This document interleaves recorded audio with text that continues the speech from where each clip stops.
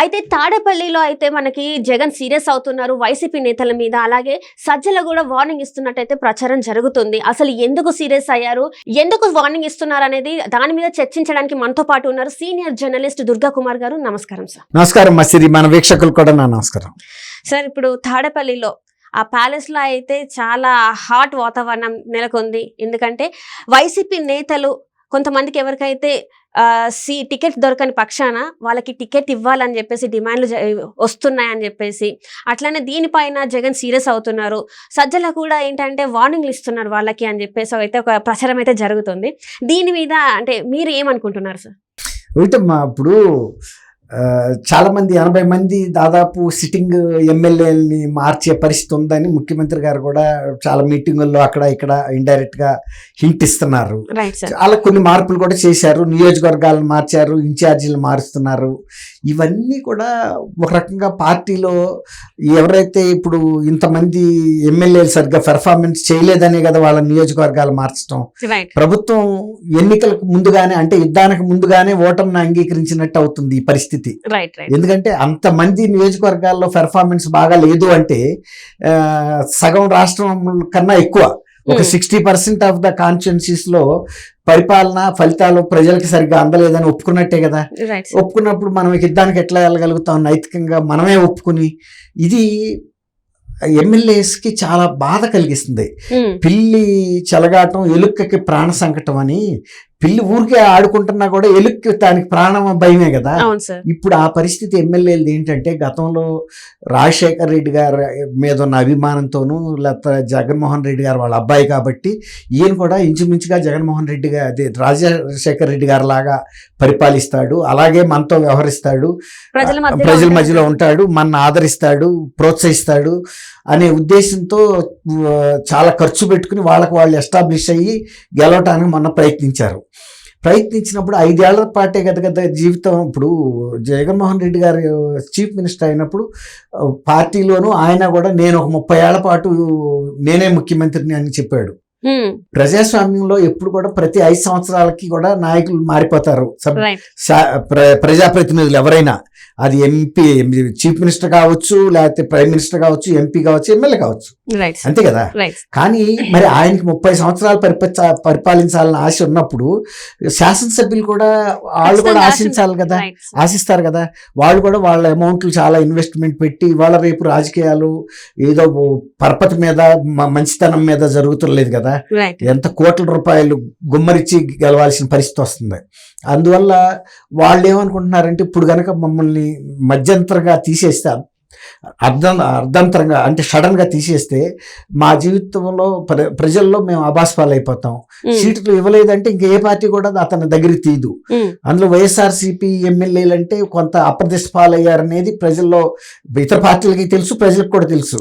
మొన్న గడప గడపకి వెళ్ళినప్పుడు బ్యాడ్ రియాక్షన్ వచ్చింది వాళ్ళ మీద. ఆ తర్వాత మొన్న మధ్య ఈ బస్సు యాత్ర పెట్టారు, అక్కడ కూడా అట్లాగే వచ్చింది.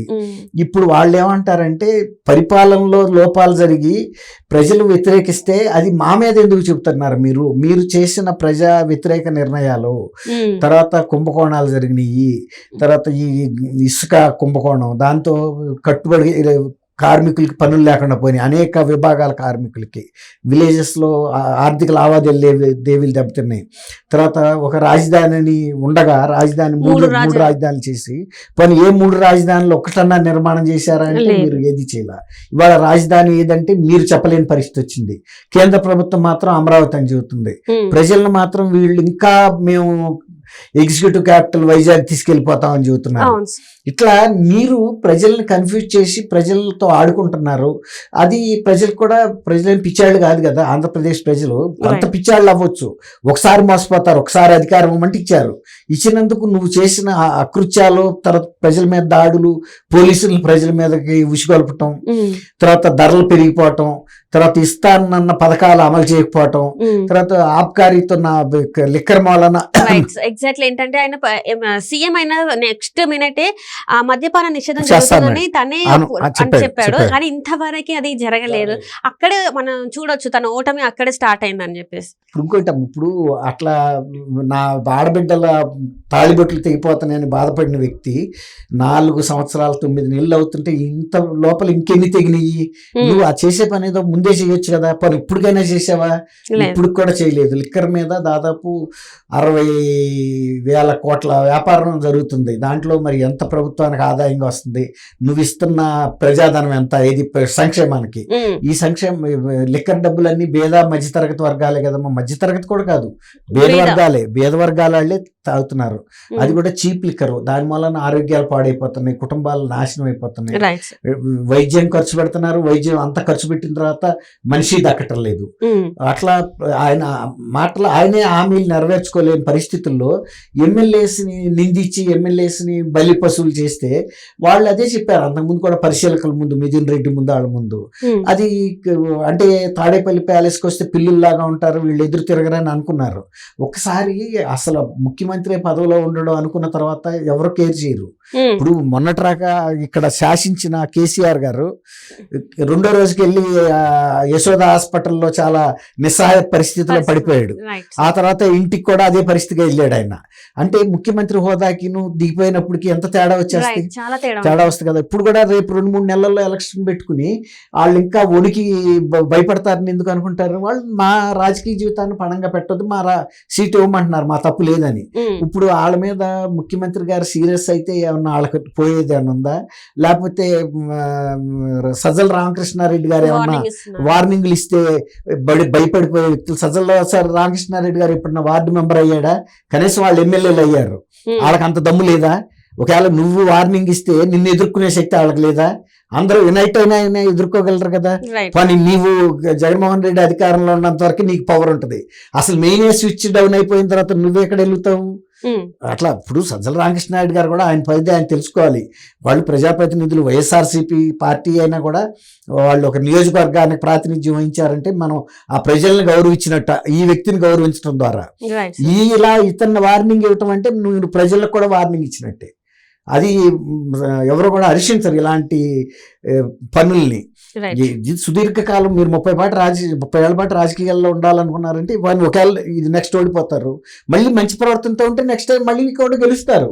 అంతేగాని ఇట్లా రౌడీజంగా చేసి ఎమ్మెల్యేస్ని బెదిరించి ప్రజల్ని పోలీసులతో బెదిరిస్తే ఏ పార్టీ కూడా కొనసాగలేదు. అదే తన పార్టీ గెలవడానికి ఎవరినైతే ఉపయోగించుకున్నారో ఇప్పుడు వాళ్ళని భయపెడుతున్నాడు. కాబట్టి ఎమ్మెల్యేలు కూడా వాళ్ళ బలం ఏంటో వాళ్ళు కూడా చూపించే రోజులు వస్తాయి.